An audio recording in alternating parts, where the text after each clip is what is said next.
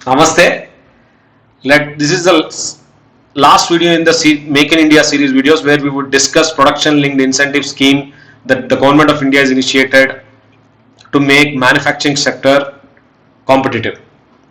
I would request you to see this as the continuation of Make in India policy, which started with land acquisition bill when they couldn't do it was done through backdoor by asking states to create land banks, and then GST, then insolvency bankruptcy code, starting to lay roads, as I explained in the previous video. Unless you bring the outside the gate competencies lies with the government, right?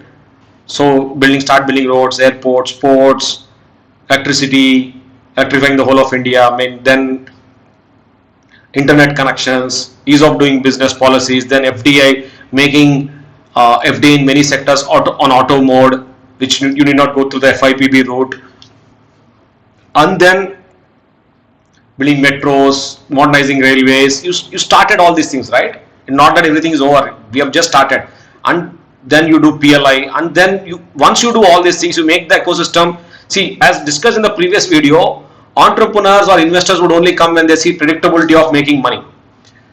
Now, let's say after PLI, many countries would be ready to do free trade agreement with us now, right? Because we have done all these policies, ease of doing business, FDI, taxes, and we have decreased our corporate taxes to 25%, and for manufacturing we have decreased it to 15%. So once you do all these things, implement the PLI scheme, then I'm not saying every country, but few countries at least would be ready to do a free trade agreement with us. Why I'm saying this is most people are thinking that PLI has been done, that's why we are seeing manufacturing taking off. No, PLI is the continuation of the Make in India things that even Digital India may be contributing to Make in India. I don't know, I'm just making a guess, but I'm saying that see it as a continuation. It didn't start in 2020 or 16 or 17, it started in 2015 with land acquisition bill, right? Why I'm saying this, suddenly a country like Pakistan can't come and say, okay, we will also do PLI scheme. No, you have to do all these things. Provide the skilled labor, you can even go on Google about Skill India campaign that is going on. You have to put opening universities. We have opened, I think, one university every week or every month in the last 8 years. These things have to be done, and then the world will be ready to set up factories in your country, right? Because roads, ports, electricity, all this can't be, like as we discussed in the last video, can't be done by the entrepreneur. So I want you to see production linked incentive scheme as a continuation of policies, almost fag end of the policy, Make in India policies. This, and then you can do free trade agreements, right? And then you make sure that all this policy, new logistics policy, where they want to cut down the logistics cost from 16-18% to 10%, 8%. I'm not saying we have already cut down. It may take another 10-15 years. But these are all policies that you have to do to create predictability for the manufacturers or the investors to come and put capacities here, right?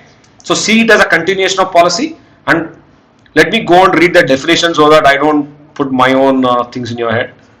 So production linked incentive scheme, Government of India it's a performance linked incentive scheme to give companies incentives on incremental sales from products manufactured in domestic units. It is aimed at boosting manufacturing sector to reduce imports. Objective of the schemes entail Make in India, incentivizing foreign manufacturers to start production in India, incentivize domestic manufacturers to expand their production and exports. These are the reasons why they came up with production linked incentive scheme, which is as companies produce more, they're given incentive. I'll discuss the reasoning behind it, how to look at it. I'm not going to get into nitty gritty of how. I will just show you the number of sectors they have initiated PLI scheme with, but let us not discuss the policy details because we are not going to remember even if we discuss. Let us discuss how we should think about these things. How should we think about any government giving any incentive, right? So let me go back to this. See, as I explained in the last video, for your country to become competitive in any sector, government has to create the ecosystem where it gives predictability about, if you're a finance guy, IRR, or if you're a non-finance guy, profits to entrepreneurs and investors. Only when entrepreneurs and investors see profits, they will invest, and then create jobs. Only when there are jobs, citizens will acquire skills. And then the rest of the country has to do its duty, like regulators have to do their duty, all these things, right? Only then a country will become competitive. See, please get this mental model that because there's a notion that free market, government should not interfere. Boss, everybody has to do their respective roles. Government should not interfere in the operations of the business, but at the same time, it is the government's job to create the ecosystem, because ecosystems can't be created by individuals. If P.V. Narasimha has not done all the things that he has done, I don't think there's an outsourcing boom for India, right? So don't blame on the people. The ecosystem cannot be done by the individuals, right? Unless you become a revolutionary and start taking over the power. I'm not getting into those things. So this is the first mental model. And the second thing is that we should understand when we look at any government initiated things like production linked incentives is, see, even government's revenue, what is the main source of government's revenue? Taxes, right? Either they collect income tax, capital gains tax, or tax on profits, corporate taxes. All these taxes are linked to, again, the business performance, right? The more the businesses make profits, they can collect more taxes. The more business can create jobs and incomes, they can collect more taxes. Only if businesses do well, property prices and stocks will go up, only then you can collect capital gains, right? So even government is actually a stakeholder in businesses and in citizens, right? So don't see government as something else where we have to fight every day. Please get this. Let me explain this again. Government's major source of revenue, which is taxes, are dependent on businesses do well, businesses doing well. Only if businesses do well, they will create profits. Only I can tax the profit. Only if businesses do well, they create jobs and incomes on which I collect income tax. Only if businesses do well, your property prices will go up, your stock prices will go up, where I can collect capital gains tax. So the whole capitalistic ecosystem is built around businesses. But why I am trying to emphasize on this is, unless we understand that government is a partner, it has to do its role. We have to select the proper government. It is our job as citizens to select the proper governments, because we can't lay the roads, we can't create policies, we can't do negotiations with other countries, right? Citizens can't go on a dharna and start negotiating with countries. It is governments or the leaders have to go and do it, right? So please get this mental model that even government is dependent on businesses doing well. If you screw the businesses, even government is screwed, because it's a partner. Don't see it as some other entity, right? Please get this. At least I have not come across any other model where government is not a partner and still can flourish. So please, this is a second mental model that we have to carry, that government's greatness is also a function of business, how great the businesses are in that country. Why US is the best economy? Because US is creating the best companies in the world, most innovative companies in the world. The best of the best companies is being created by US. So US government is great because it can collect taxes from the best of the best people. It can create the most, sorry to say, even a guy who can't get a job here can get a job in US, because that's the ecosystem. The kind of tailwinds they have is like, you have lots of jobs, right? So please get this, that government is just a partner, because when we try to understand why PLI scheme will not work, or how should we think about any government driven monetary incentives, we should know that government is a partner. So these two things. And third thing is, see, we have this fascination with small businesses are good, large are bad, these kinds of things. But if you go and see whether any given sector, let's take cinema theaters, okay? When 20 years back, when I used to watch films, all cinema theaters used to be single screen, they're like single screen, one cinema hall or two cinema halls. Like, so if you take the number of players, there will be hundreds and thousands of people in the country, right? But as the per capita income increased, as the supply side dynamics and the demand side dynamics changed, now even PVR and Inox are trying to merge into one company, right? So you don't have room for people to start their own single screen and make money. So this fascination for small entrepreneurs or small guys is the wrong thing. How many players in each sectors will exist is a function of supply side and demand side dynamics and regulations. When you force, like what is happening in Indian farming, a small farmer will never make money, will never become competitive. So we will never become competitive as country in the global scale. Because there's no mechanization allowed, there's no economies of scale. All small guys cannot buy mechanization, cannot do mechanization in their farms. So we will forever remain uncompetitive in the farming market. But this fascination with small guys, no, it is not about small or big. It is about, if you take any sectors, what is the right structure to become globally competitive. That is how we should think as a country, right? Agreed. So when we discuss production linked incentive scheme, some people argue you are favoring big firms. Boss, if you have to be big to become competitive, encourage the big guys. See, you can take any sector. I'm not trying to force it upon you. Take IT. IT as a sector, even with initial government support, let's say it's a now, I don't think any government support is needed for it. Look at the kind of players that IT sector has. It has mega players, Accentures, TCS. It has next level players like Wipros and Tech Mahindras, HCL Techs, and then you have small players, mid players like Mindtrees and Coforts and many players, and then you have small mid players like Gensers, then you have tiny players, and then you have a lot of people doing coding and building websites in your own street, right? So that is a sector which can take small people, micro people, nano people, medium people, large people, mega people. Same with banks. You have a large bank, mega bank, SBI, HDFC would be mega banks, ICICI, and then you will be mid-tier banks like IndusInd Bank, Axis Bank, and then you will have small banks, you will have small finance bank, microfinance bank, and then NBFCs, and then your local money lender. So that is a sector which will take small, big, mid, nano, micro, mega. So let us not have this view that every sector should have small people. No. Let the sector, like I'm just going back to that cinema theater example where because of the change in per capita, supply side dynamics, cost structures and demand dynamics, no, there's not room for more than 2-3 people. You can't force our romantic ideas on the real world, right? Oh, small guys should be there. Then nobody will make money. And you will, as a country, so you will not end up becoming competitive. Like even retail, you have DMart, you have Spencer's, you have your mom pop, you have a kirana shop, you have mom and pop stores. Look at the variety. But let's go to other sector like telecommunication. You have Jio, Airtel, Vodafone, BSNL, maybe another 1-2 players. Now you can't make it a small player sector. It is a big player sector because of the supply side and demand side dynamics, right? There's a room for 5 max. If you just, there's no room for small guy there, right? You and I can't create a one small telecommunication service in my hometown, Ongole or Hyderabad, right? We can't do it. It doesn't work. We will make losses if you force small people. It's the same. Look at mobile. Mobiles have only 5-6 players across the globe, leave India.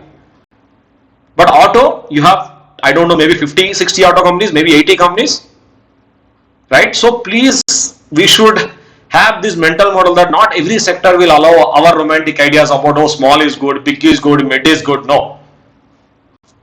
Whatever real world allows, as a country we should try to go and become competitive, right?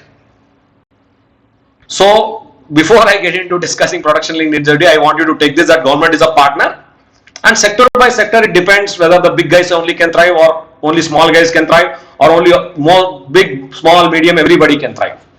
So this I want to, like, why is Indian farming not taking off? Because we are in this favor of government should support farmers. No, government is a partner with citizens and businesses. Government should create policies that will make us competitive. Unless you are somebody who is handicapped or you're below poverty, there's no concept of support, right? But what we have done, because of this, we have not allowed the farm loss to happen, and now we will pay. When I say we will pay, we will not know it, but we are already paying for it actually by not becoming competitive in farming, right? Because you don't allow big players to come into this. We don't want big players, but we want jobs.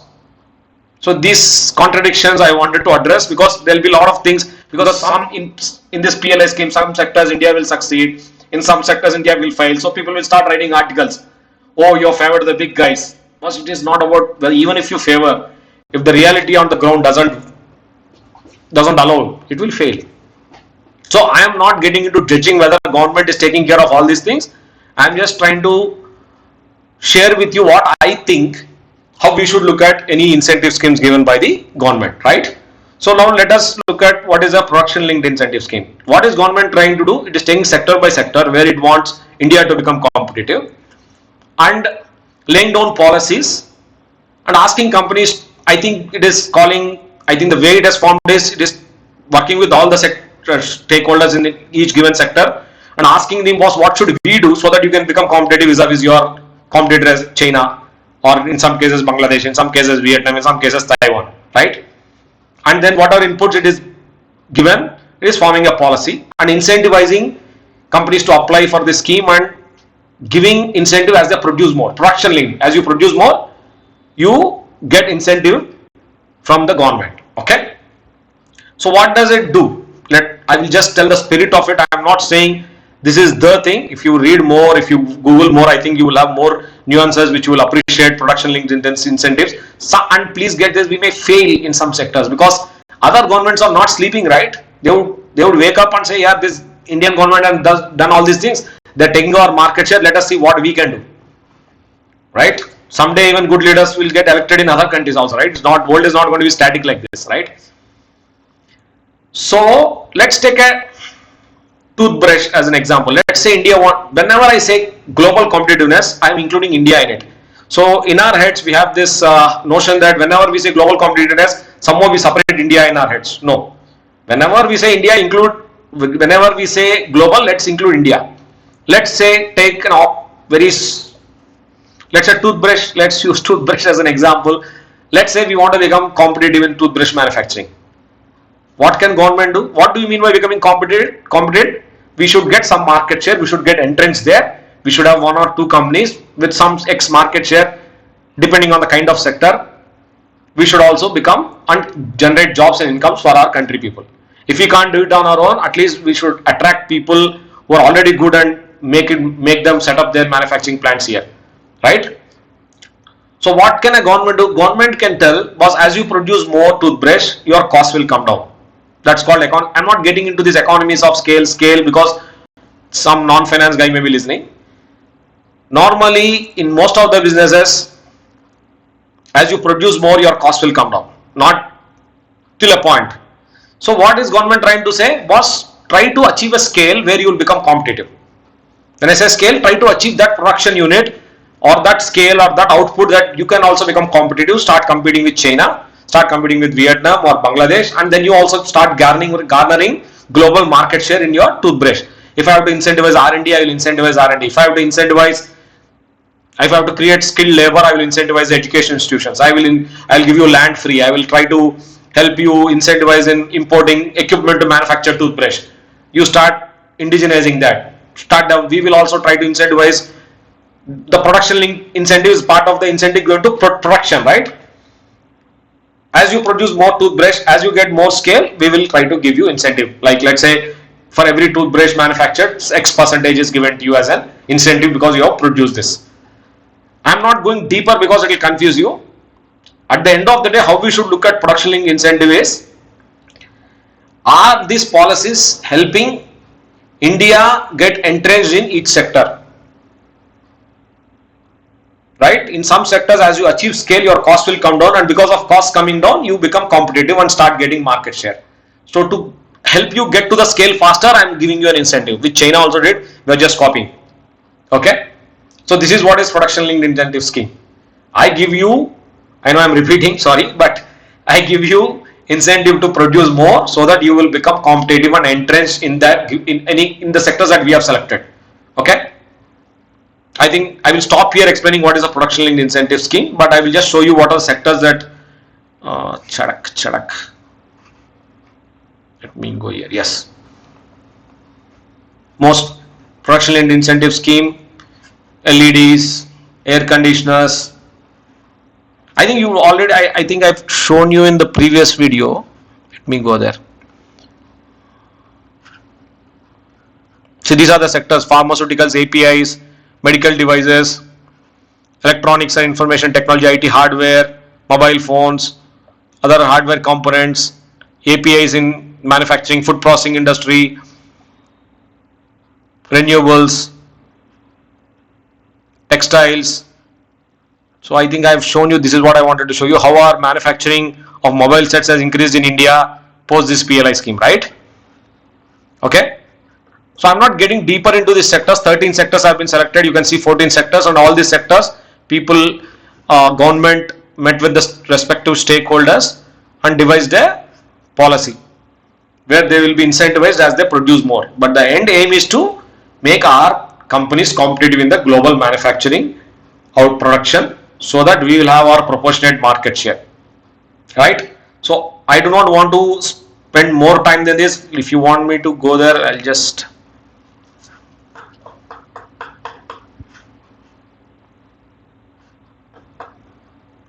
so for textiles, you can read. I'm just scrolling. Scheme will positively impact states like Gujarat, UP, Maharashtra, Tamil Nadu, Punjab, AP, Telangana, and Orissa.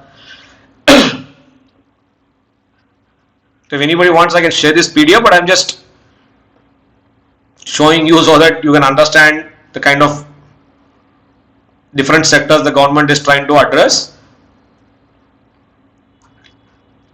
Production linked incentive for IT hardware, system design and manufacturing, employment generation for. I'm not getting into this nitty gritty, so I don't think we should spend our time that way. So what I'm saying is, this is what is production linked incentive. This is done across 13-14 sectors, and in some sectors will fail. It is even, I think, in one of the videos I showed you how they're trying to, from designing to and manufacturing of semiconductors, they have incentivized, and now Foxconn has gone to Gujarat, right? It's already started. At least one company has declared that we are going to start in Gujarat, right? So I don't know. I'm not saying we will succeed in semiconductor. I'm saying we'll fail. But this is the approach that any government has to take, right?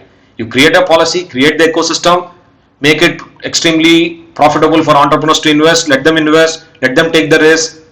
If they succeed, they will create jobs. As they create jobs, incomes would grow. So in which sectors are we positive? And what are the tailwinds for manufacturing in general? Apart, this is a policy tailwind, right? This is huge policy tailwind that government has created. This is purely government's effort of from land acquisition to PLI, then to free trade agreements with. I think with UK we are going to do it. With Australia we have done one, and with UAE we have already done. So this will give us boost, but look it from land acquisition to free trade agreements. That's the one tailwind for Make in India. What is the let me go there. I think I have written. Why should I guess? Chadak. What are the Make in India tailwinds? One is policy. We have discussed the policy in the last 3-4 videos. Another is, because of the COVID and multipolar world that we are getting into, where China and US are going to get into some, I don't know what kind of cold war or non-cooperation. Most companies want to diversify their manufacturing out of China. And China is ceding market share also, right? So China plus one, I don't know whether Europe plus one, how successful we will be because of the energy crisis that Europe is going through. Will we get? I'm not going to throw an opinion, but China plus one, I think, is already there. It's happening. People are already committing investment. That's a clear tailwind for Make in India. Europe and Taiwan plus one, I don't know. I don't want to give an opinion, but if it happens, I'm very happy. Then we have a demographic dividend, because there are very few countries where you can find people with engineering and chemistry skills apart from us, and we are one of the few countries apart from Mexico where working age population is increasing for the next 10, 15, 20 years. And it is happening at the time when most of the other countries are becoming old. China is facing a huge demographic crisis. I think China's demographic crisis. I think there's a guy, I forgot his name. I think you should go and Google this. I will try to share one guy who has clearly explained how China is facing a demographic crisis, and that may be one reason why they are happy to cede market share. And most of the developed economies, people are aging. So that's a huge tailwind for India. And then we have, I cannot say we are cost advantage across the value chain. Logistics, our costs are high, but labor, we are extremely competitive when it comes to labor costs. Like our labor cost is $1, while China's cost is $7 or $9. So we have our own advantage in terms of cost when it comes to labor and land, because land is given freely to companies, and then other corporate taxes and power, electricity costs. But we are also lagging behind in terms of logistics. That's where we discussed new logistics policy, where government in the next 10-15 years is trying to bring down the logistics cost to below 10%. These are the tailwinds, I would say, that are favoring Make in India because of the demographic profile of the world vis-a-vis India. India and Mexico and maybe 2 other countries are the only places where working age population is going to grow in the next 10, 15, 20 years. I think Mexico is one country which will hugely benefit because of Europe plus one and China plus one. And then the other policy framework, and then China plus one or Europe plus one, and then the cost advantages that we have and the engineering skills and all those things. So what are the sectors we are positive on? I'll just go through it. Don't hold me to it, because we can change our opinion any day. And that is a great thing about being an equity investor. I'm very positive on APIs, pharma, chemical. That doesn't mean don't ask me what is the stock in the portfolio, but we are positive. We will see. And then food products, textiles, because textile Textile is something that we should have done long back in 50s, 60s, 70s. We could have easily become competitive. We have huge labor competitiveness, and we should just create textile parks, which we are doing now. Steel, I'm positive, white goods, electronics. I don't know about solar PV modules, but telecom and networking, because there's a huge strategic role that government wants to encourage telecom equipment from India. Pharma, automobile, I don't know how competitive will become in auto ancillaries when it comes to EVs. And then defense. I think these are the sectors we are positive. Let me just repeat: pharma, API, chemical.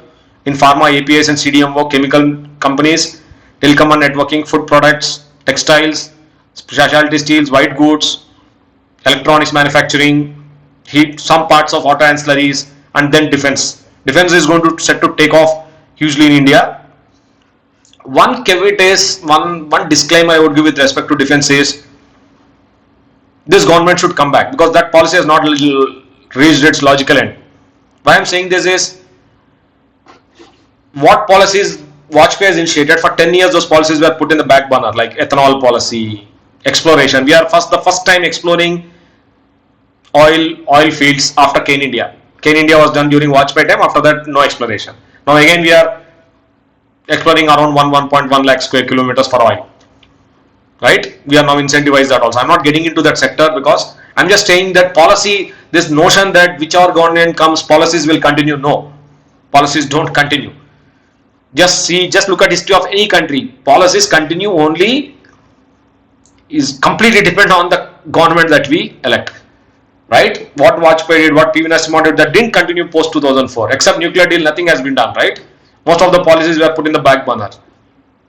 Insurance, everything, you can just take and just read the history. Not just our country, any other country. China was lucky to get, I don't get that guy's name, but if he was not there, I don't know. That's what I say is, like, you just need those leaders who, like Singapore had a leader, China had a leader, South Korea had a party which stayed there for 20 years and changed the country. So, and US had series of presidents who did this for them. So don't underestimate the role of government, especially in sectors where things have just started happening. Like in defense, there's huge defense thrust that this government is indigenizing. Can you believe we are, I think, third or fourth largest purchaser of defense equipment, and we have not developed competencies in defense for the last 78 years. We are not some small Singapore country. Now we are like 1.4 billion, and we are dependent on other countries. I don't know why governments didn't even make it the first most important thing, right? What without defense? You are seeing what is happening in Ukraine, right?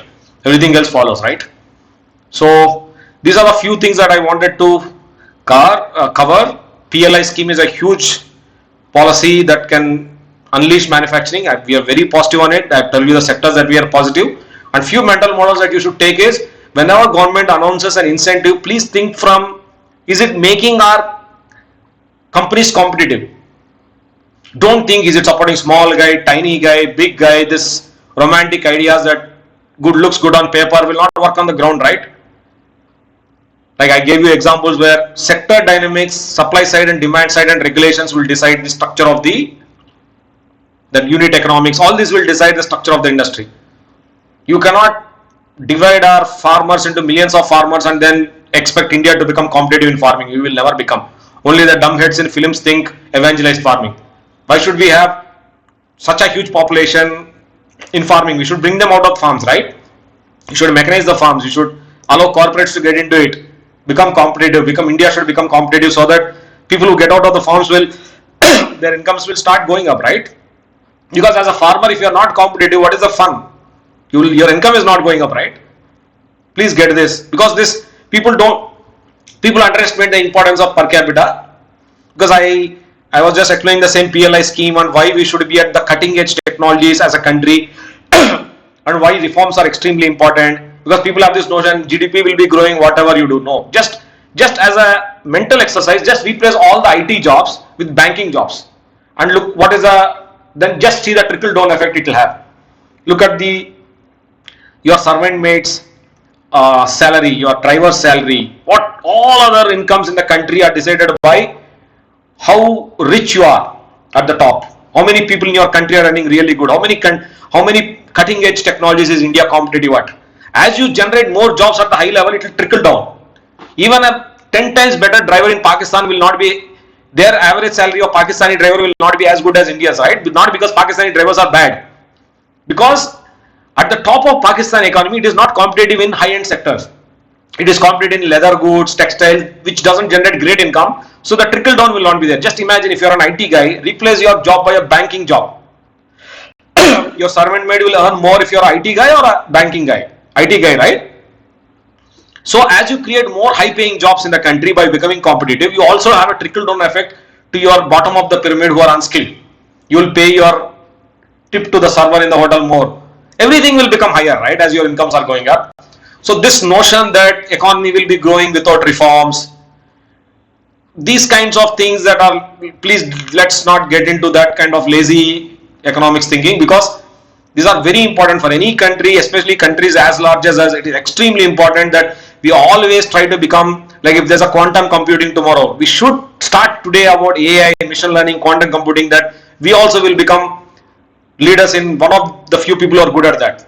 We cannot, because all as sectors get matured, income levels saturate, right? To keep on pushing the per capita here, you should always be in the futuristic sectors, right? Please get this. I do not want to spend more time on manufacturing, but please get these two mental models, that government is a partner and government has a role to create an ecosystem where entrepreneurs will find it profitable to invest so that they create jobs, and only when jobs are created, citizens will acquire skills. Before leaving, I'll just show you this competitiveness graph. For any country to become in any sector, this is the graph that I would request you to remember, that there's a seed stage, foundation stage. In manufacturing, we are still in the seed and foundation stage in many sectors. In some sectors, initial growth. In something like pharma and API, pharma and chemical, because we have already laid the foundation long back, it would get a high growth because now suddenly it gets the benefits of doing the hard work in the last 20-30 years, right? And when you are doing this, you will have a lot of risk that will come. Just because government has created policy doesn't mean that investments will take off. It will take its own time. So with this, I would like to end this Make in India series videos. Please take these three mental models: how to create competence in each sector, what is the role of government, and is government is just a partner, right? Who is collecting taxes from both corporates and individuals. And taxes can be only collected if we earn income, and businesses can earn profits. So because this notion of helping small people, big people, let's not get into this. Whatever the ground reality demands, we should as a country meet that and become competitive. Thank you, and thank you, boss.